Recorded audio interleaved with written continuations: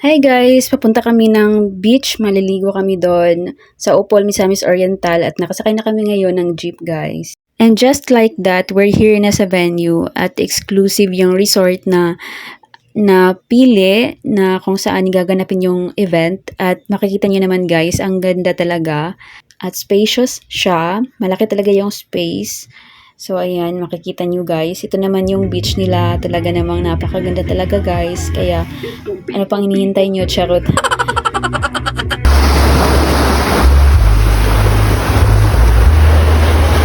So, ayan guys. Pakita ko lang ulit sa inyo. May mga kubo din sila dito. Pwede din dito ang overnight stay kung gusto nyo mag-overnight. So, ayan guys.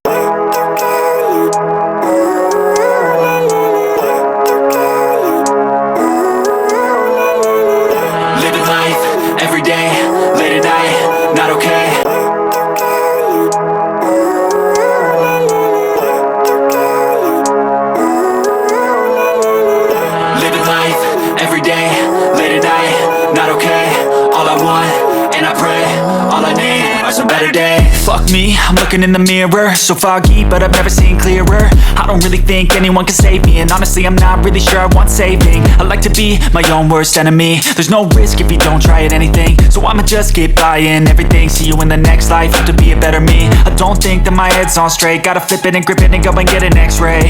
What's wrong with me? I just feel weight pushing on my chest and it squeezes till I suffocate. Better change my mindset, meditate. It's pretty cool that I'm alive and have better days. I could walk, see, hear, I should celebrate. Think I could change my mind, maybe elevate.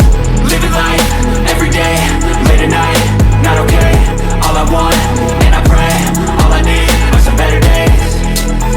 Yeah, all I need are some better days. Cause all I want, and I pray, I believe in the better days. I'm kinda stuck between a rock and a hard place. Do I work hard or live in...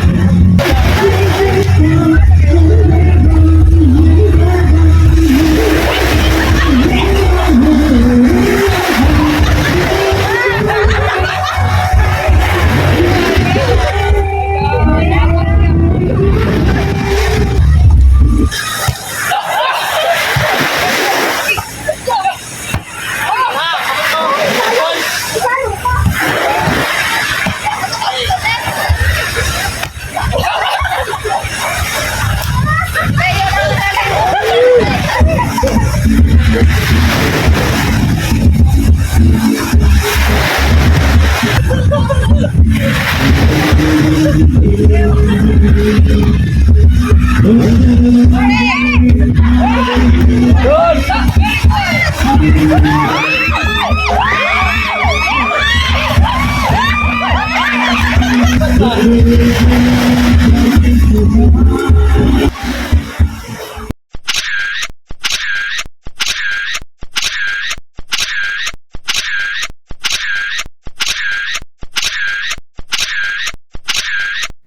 guys, so ito yung resort tuwing gabi and kanina kitang-kita namin yung sunset, ang ganda guys. And naisipan nila na mag-bonfire ito guys. Pwedeng-pwede kayong mag-picnic dito kasama ang barkada, kasintahan, pamilya, at mga kaibigan guys.